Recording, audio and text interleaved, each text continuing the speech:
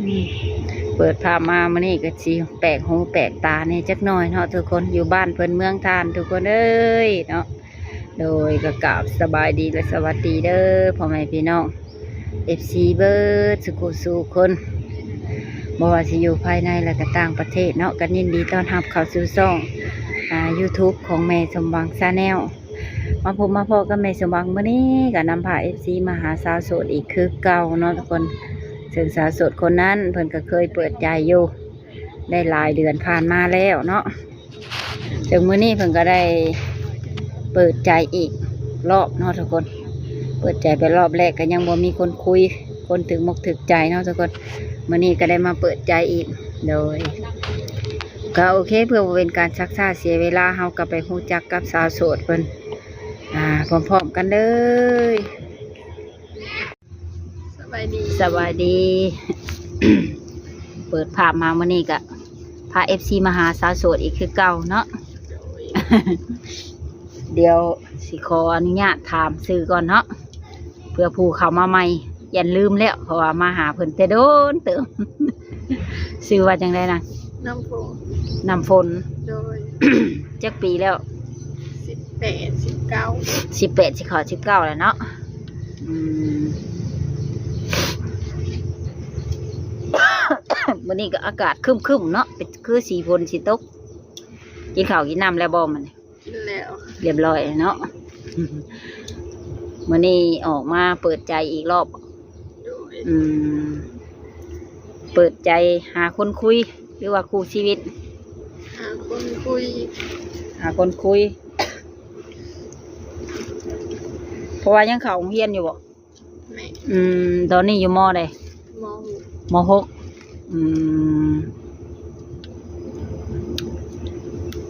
ก็มีช่องทางติดต่ออยู่แล้วเนาะ โดย มีสเปคต่างไว้บ่มักแบบใด บ่มี บ่มีสูงต่ำดำขาวกับบ่ติเนาะมักหนมทางใดเป็นพิเศษ ฝั่งไทยก็ได้ฝั่งลาวก็ได้ ฝั่งไทยก็ได้ฝั่งลาวก็ได้ลาวไทยหรือว่าต่างประเทศได้เบิดนะเนาะ โดย เปิดใจแต่รอบแรกผมบ่มีบ่แบบอันคนขอเป็นเจ้าของเจ้าหยังไปแล้ว ก็มีแต่เพิ่นก็บ่ได้ซื้อต่อเพิ่นบ่ได้ซื้อแข่งมา โอ้ที่แรกนี่คืออยู่โอ้พอสักพักเลยก็เงียบไปเลยนะครับโมมันตอบแชทเพิ่นตอบไลน์เพิ่นบ่เนาะหรือว่าจังได มีเพิ่นก็ข้าวเวียงเพิ่นก็ไปต่อ เขาออกมาเปิดใจนี่พ่อแม่ก็ฮู้อยู่บ่ ฮู้ ฮู้เนาะ หลังจากเรียนจบแล้วนี่ยังสิไปเรียนต่ออยู่บ่หรือว่าจังได บ่ได้ไป บ่ได้ไปคือว่าเรียนจบนี่แล้วนี่แม่นยา โดย ยานี่ถามว่ามีผู้ใดมักฮักกะเอาผัวหรือว่ายังสิไปหาเงินอีก ยังสิไปหาเงิน ยังสิไปหาเงินอยู่ฝั่งไทยบ่ โดย มีงานเล็งๆไว้แล้ว มีเรื่อยเห็ดอยู่ห้านหมูกระทะ โอ้ทางว่าไปนี่ก็ไปน้ำเอื้อยเลยเนาะห้านหมูกระทะนี่อยู่แถวกรุงเทพบ่หรือว่าใช่ กรุงเทพ อยู่กรุงเทพเลยวันนี้เลยให้สิอ้วนขึ้นกว่าเก่าเนาะ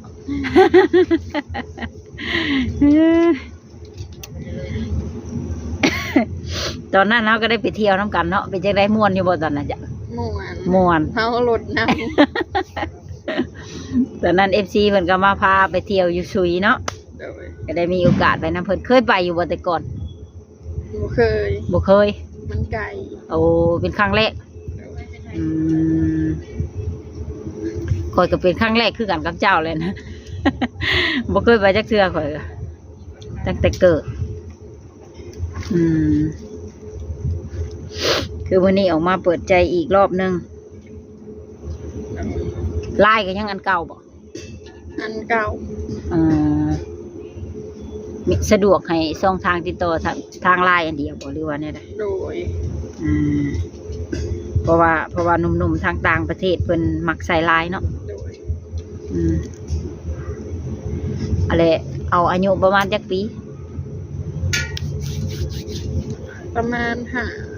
60ขึ้นลงมาก็ได้ อืมเอาจาก60ลงมาเนาะลงมา50ไปแล้วบ่น้อยกลัวบ่อยากได้เนาะเคยผ่านมานี่เคยคบคนมีอายุหลายกว่าบ่หรืออายุน้อยกว่ามีอยู่อายุหลายกว่าแล้วมันมีความรู้สึกว่าอบอุ่นบ่ก็เลยเลือกผู้ใหญ่อีกคือเก่าผ่านมานี่ยังบ่ถึงขั้นว่าเป็นคนของใจนะบ่ทางเจ้าเองนี่เฮ็ดแตงกินเป็นอยู่บ่เป็นยังแน่ได้เวิร์ดคันอาหารแบบบ้านๆแบบแกงละหมอกแกงละไม้ปิ้งปอกปิ้งปลาก็พอได้ก็เลยก็อาหารแบบที่บ้านเขาเคยกินนะเนาะเจ้านี่เป็นลูกผู้ที่เท่าไรผู้ที่หนึ่งลูกสาวกกเลยเพิ่นมีลูกจักคน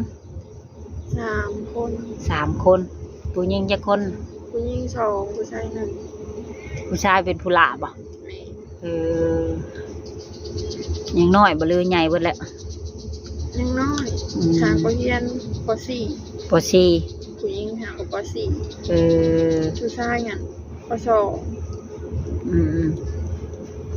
อยู่เฮือนนี่เฮ็ดอาชีพยังเป็นหลักเฮ็ดนาบ่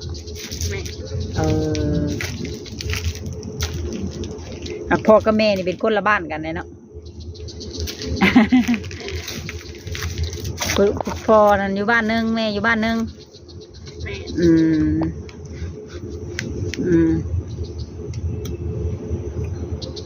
แต่กี้นี่พ่อกับแม่เจ้าไปหาเงินอยู่ฝั่งไทยเจ้าอยู่ฝั่งลาวซะ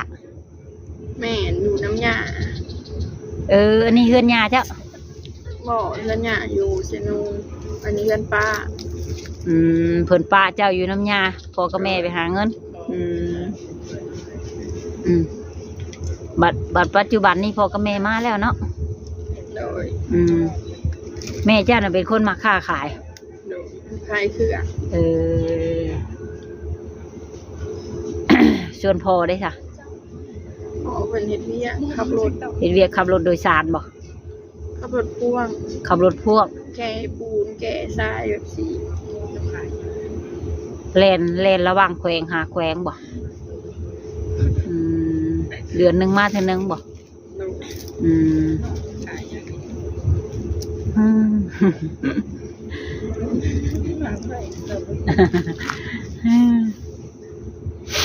ไปลินไปเที่ยวทั้งไรเหมือนนี้ไม่ได้ไปใช่บ่ไม่ได้ไปใช่อยู่เพื่อนเนาะย่ำหน้านี่เจ้าก็ดำหน้าอยู่บ่เจ้าดำคือผิวพรรณขาวแท้สิมาวันนี้ให้งามขึ้นกว่าตอนนั้นนะตอนนั้นอยากอันแตวๆนะแบบบอวบปานใดวันนี้อยากอวบขึ้นเลยพอดีงามยังอีกปีนึงแล้วจังจบเนาะม.7 ละถามว่าจบแล้วเนี่ยเพิ่นจะไปหาเงินเมืองไทยทุกคนเนี่ยญาติพี่น้องก็ชวนหลายก็แม่นอยู่พุ่นเนาะไปเฮ็ดเวียกอยู่พุ่นบ่แม่นว่าเพิ่นไปสร้างครอบครัวอยู่เพิ่นเพิ่นไปเฮ็ดงานซื่อ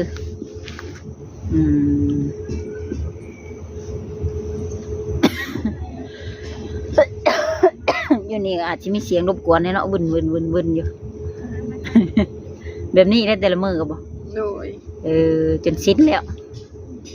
เดือนเพิ่นก็ใกล้ดงใกล้ป่าทุกคนมีแต่กอหน่อไม้ยามนั้นก็จะไปหากินไก่กินนี่หาเฮ็ดแถวป่านี่แหละแถวใกล้ๆแต่ยากน้ำยุ่งมาลายอยู่ป่าแนวมันแลดงเนาะ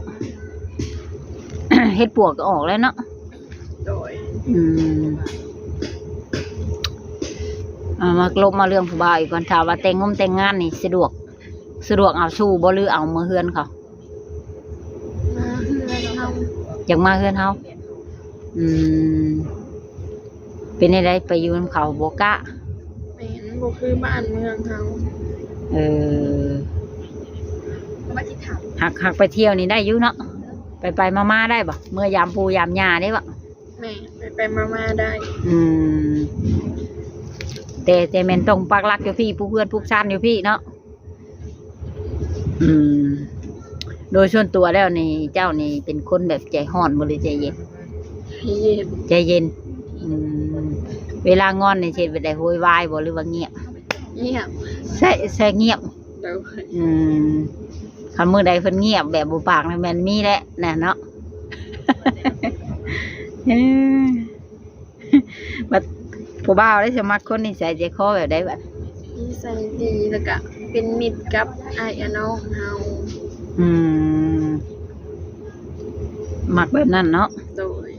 หมายความว่ามักเฮาแล้วก็อยากให้ฮักแพงพี่น้องนำ โดย ฮักแพงพี่น้องเฮาฮักแพงพ่อแม่เฮา โดย ได้ผู้บ่าวอายุหลายนี่บ่อายหมู่ซำกันบ่ บ่อาย บ่อายเนาะเดี๋ยวจักมีความรู้สึกในใดจะจักมักคนอายุหลายกว่า เพิ่นเป็นผู้ใหญ่เพิ่นแบบเรียกงานเพิ่นก็มั่นคง อ๋อ ผู้บ่าวแถวบ้านนี่ก็เคยมีบ่ผู้มาจีบ บ่มี บ่มี เพราะว่าเจ้าบ่ได้เปิดใจเนาะ แม่ มีผู้เว้าหยอกเว่าใหญ่ก็เชยเต้ย แม่ เฮ็ดคือหูบ่ได้ยิน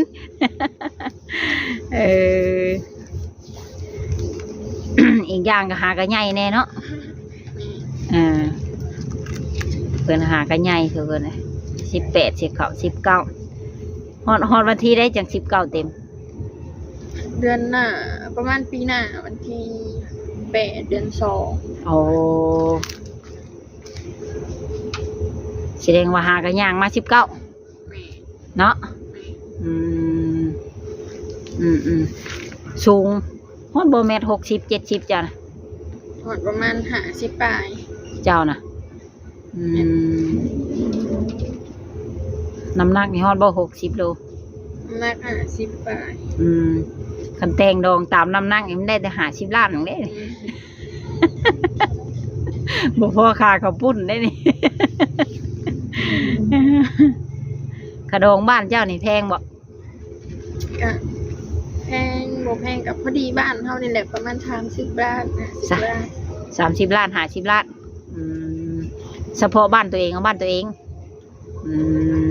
คันผู้บ่าวไทยมาเอานี่ก็จังว่าอีกแล้วเนาะ เฉพาะบ้านตัวเองเอาบ้านตัวเองนี่30ล้าน50ล้านคำบาทนึงบ่แม่นบ่มีบ่คำกะ นี่ คำบาทนึงเนาะ บาท1 2บาทกับว่ากันผู้เฒ่าผู้เฒ่า แล้วแต่ตกลงกันนะเนาะ แม่